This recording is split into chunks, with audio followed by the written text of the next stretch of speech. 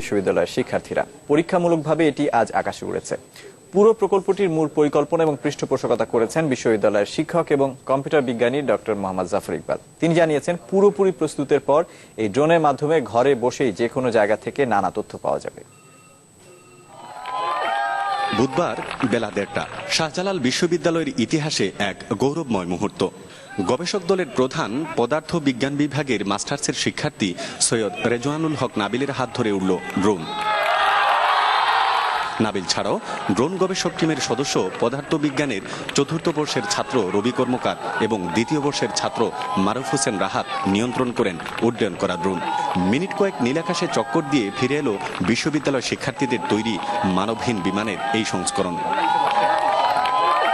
বিশ্ববিদ্যালয়ের খেলার মাঠে এর পরীক্ষামূলক উড্ডয়নের পরপরই এ নিয়ে পরিকল্পনার কথা জানালো গবেষকরা।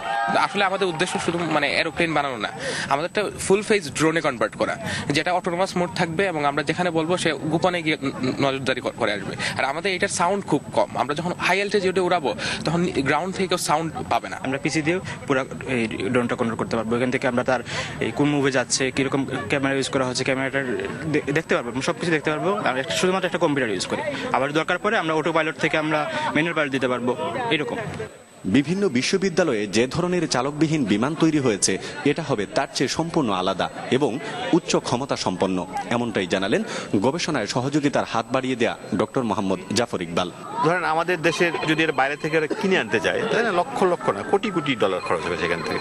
আমাদের এখানে যদি এই রিসার্চটা তৈরি করতে দেয়, তাহলে ওরা নিজেরা অনেক কিছু আছে যারা আমাদের দেশকে আরো সাহায্য করতে পারবে। এখানে আপনাদের মাধ্যমে আমি বলতে চাই যে আমাদের ছেলেমেয়েরা খুবই মেধাবী, খুবই ক্রিয়েটিভ, তাদেরকে তাদের ক্রিয়েটিভিটি দেখানোর একটা সুযোগ তৈরি করে দেন। তারা দেখবেন তারা কত চমৎকার চমৎকার সব যন্ত্রপাতি তৈরি করবে। গবেষণার জন্য পাবলিক বিশ্ববিদ্যালয়গুলোতে সীমিত বরাদ্দ থাকায় নতুন কিছু উদ্ভাবনের নানা জটিলতার কথা